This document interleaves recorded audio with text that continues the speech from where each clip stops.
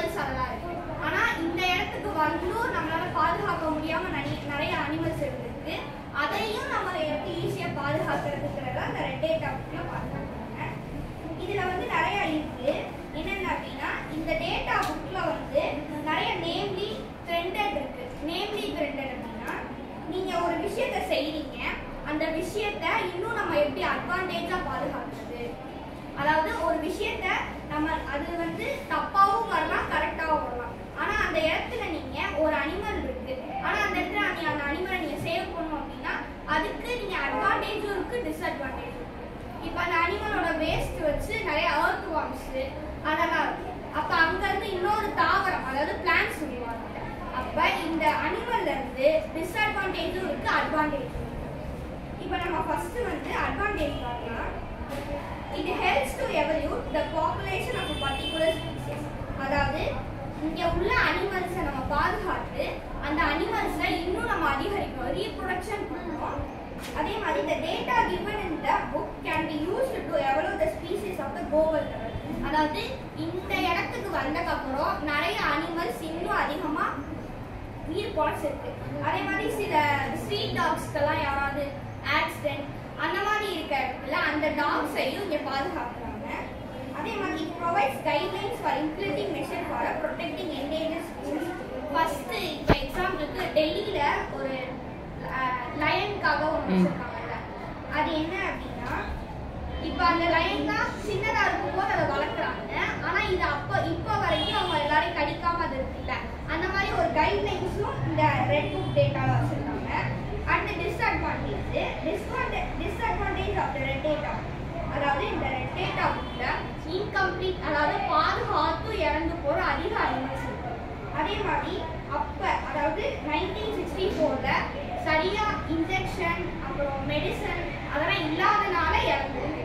அப்ப அந்த இடத்துலயே நமக்கு மெடிசன்ஸ் இருந்திருந்தா இதையும் காப்பாத்திக்கலாம். ஸோ அப்ப இது ஒரு disadvantage. The sources of the book data has been selected. அதாவது 1964ல ஸ்டார்ட் பண்ணிருக்காங்க. 1968ல இதுல வந்து ஒரு பெரிய பிளஸ் நடக்குது. அப்படி என்ன அப்படின்னா இந்த மாதிரி வைக்கக்கூடாது அப்படின்னு இந்த ஜூ அப்படின்னு இருக்குல்ல, இதை வந்து பிளாஸ்ட் பண்றாங்க. இதை பிளாஸ்ட் பண்ணதை செப்லெக்டட். அப்ப இந்த புக் டேட்டாவை மறுபடியும் உருவாக்குறதுக்காக இவங்க நிறைய மெயின்டெனன்ஸ் கொடுத்துருக்காங்க. அதான் உங்களுக்கு அதை ஃபிகர் 22.8ல கொடுத்துருக்காங்க பாருங்க. ரெட் லிஸ்ட் கேட்டகரிஸ் அந்த கேட்டகரிஸ் இங்க இருக்கு. எக்ஸ்டெண்ட் இந்த வைல்டு, கிரிட்டிக்கல் என்டேஞ்சர், அப்புறம் endangered, least concern, near, data, not, இது எல்லாமே அந்த ரெட் டேட்டாவால் அழிஞ்சது. அப்போ அதெல்லாம் இப்போ மறுபடியும் ஒரு லிஸ்ட்டாக எடுத்து இங்கே கொடுத்துருக்காங்க. அதுதான் classified development and validation. Classified development and validation அப்படின்னா அங்கே அதாவது இறக்கப்பட்ட நிறைய அனிமல்ஸ் இருக்காங்கல்ல, அதோட ஒவ்வொரு ஸ்பீசியஸையும் தனித்தனியாக பிரிச்சிருக்காங்க. நியர் த்ரெட்டட் டேட்டா அப்படின்னா அங்கே இறக்கப்பட்ட அனிமல்ஸாக இருக்கட்டும், அல்ல அங்கே பாதுகாக்கப்பட்ட அனிமல்ஸாக இருக்கட்டும், அது எல்லாத்தையுமே ஒரு டேட்டாவாக ஸ்டோர் பண்ணி வச்சிருக்காங்க. இதில் மானிட்டர் ப்ரோக்ராம்ல ஸ்டோர் பண்ணி வச்சிருக்காங்க. அதே மாதிரி இந்த டிஸ்அட்வான்டேஜ்ல ரொம்ப முக்கியமானது என்னன்னு பார்த்தீங்கன்னா இந்த புக்கை வந்து ஒரு கின்னஸ் வேர்ல்ட் ரெக்கார்ட் இல்லை, ஆனால் இந்த புக்கில் அனிமல், பிளான்ஸ், அப்புறம் ஸ்பீசியஸ் இது எல்லாமே கரெக்டாக இன்ஃபர்மேஷன் இல்லாத ஒரு காரணத்தினால தான் இந்த ரெட் டேட்டா புக் அப்படிங்கிறத வந்து பிளாஸ்ட் பண்ணியிருக்காங்க.